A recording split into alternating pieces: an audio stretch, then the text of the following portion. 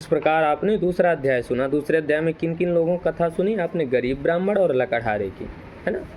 अब तीसरे अध्याय में कथा है महाराजा उल्कामुख, साधु बड़िक, लीलावती एवं कलावती की कथा है।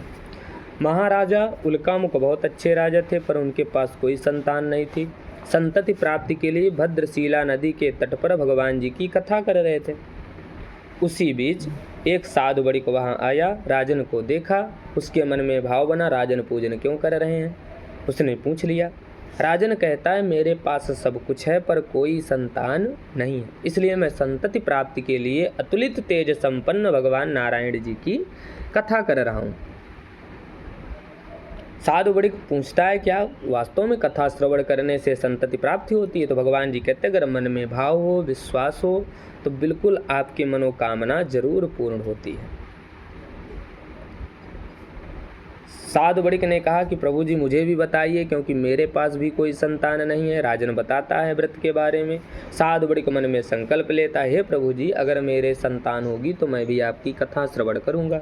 ईश्वरीय कृपा से एक दिन उनकी पत्नी ऋतुपारायण में प्रवृत्त हुई और भगवान की कृपा से गर्भणी हुई। 10वें महीना उनके घर में एक लड़की का जन्म हुआ। ढेर सारा उत्सव हुआ, भगवान की पूजन करना भूल गए।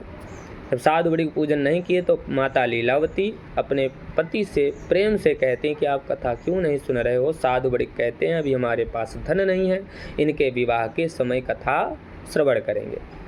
उन्होंने फिर से पुनः मन में ऐसा भाव बनाया कि प्रभु जी हम आपके विवाह के समय कथा श्रवण करेंगे। जब उन्होंने ऐसा कहा तो भगवान ने कृपा की, लड़की का नामकरण में नाम कलावती रख दिया गया। छोटी सी उम्र में लड़की सयानी हुई। कांचन नामक नगर में सुंदर साधु बड़िक के साथ विधि विधान से साधु बड़िक ने कन्यादान दे दिया। लड़की का विवाह भी हो गया और दुर्भाग्यवश भगवान जी की पूजन करना भूल गए। जब भगवान जी के विवाह के समय कथा नहीं श्रवण किए तो भगवान रुष्ट हो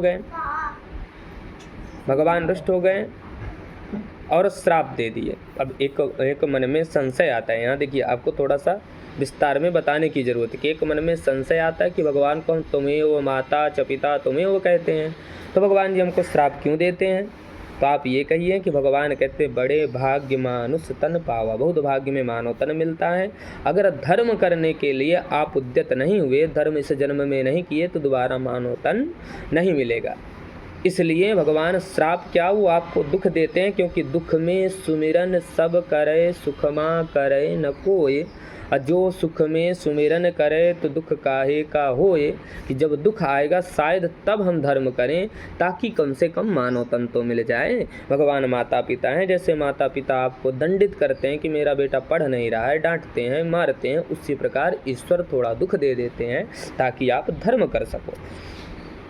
जब उनको कष्ट मिला साधु बड़िक श्राप के कारण साधु बड़िक अपने दामाद के साथ रत्नसारपुर नामक नगर में व्यापार करने गए, जहाँ के राजा चंद्रकेतु थे। श्राप के कारण राजन के यहाँ चोरी हुई। सारा धन चोरों ने चुरा कर दोनों बड़िक जहाँ ठहरे हुए थे वहीं धन रखकर भाग गए। राजन के दूत आए, उन्हीं को चोर समझ करके बंदी बना करके ले गए और जेल खाने में डाल दिया गया। दोनों ने चोरी नहीं किया परंतु सजा मिल गई। पत्नियों के यहाँ जो सारा धन था उसे चोरों ने चुरा लिया, वो भी दर दर भिक्षा मांगने लगी। एक दिन कलावती एक घर पर गई जहाँ पर देखती है भगवान जी की कथा चल रही थी। पुत्री ने कथा श्रवण किया। पुत्री के मन में भाव आया कि हमें भी प्रभु की कथा श्रवण करना चाहिए, पर उनके घर में धन नहीं था। माता लीलावती से बताएं। लीलावती पुत्री कलावती दोनों भिक्षा से धन थोड़ा मोड़ा इकट्ठा करके भगवान जी की कथा श्रवण करते हैं। भगवान जी से प्रार्थना करते हैं, हे प्रभु जी आप कर्पूर गौरम करुणावतारम। अरे प्रभु जी आप बड़े दयालु हैं, हम पर दया करिए, कृपा करिए। उन्होंने जब इस भाव से प्रार्थना किया प्रभु जी आप करुणावतार हैं, बड़े दयालु हैं, तो भगवान वास्तव में दयालु हैं। उसी क्षण राजा चंद्रकेतु को स्वप्न में बोले, हे राजन तुमने जो 2 चोर पकड़ रखे हैं वह निर्दोष हैं, उनको छोड़ दो, अन्यत्र तुम्हारी राज संपदा नष्ट कर दूंगा। राजन डर गया। प्रातःकाल होते ही दोनों साधु बड़िक को बुलाया, सुंदर सुंदर वस्त्र दिया, बहुत सा धन दिया, दोनों को विदा कर दिया। दोनों ने राजन को प्रणाम किया और अपने नगर के लिए चल दिए। इस प्रकार यह तीसरा अध्याय पूरा हुआ। बोलिए वृंदावन बिहारी लाल की जय। आप 5 मिनट में देखिए तीसरा अध्याय भी कथा श्रवण, आपका समय भी नहीं गया और आपको कथा भी श्रवण करा सकते हैं और अच्छे से कथा श्रवण करा सकते हैं। यजमान जी को बड़ी प्रसन्नता भी होगी। आप इस प्रकार कथा सुनाइए। राधे राधे।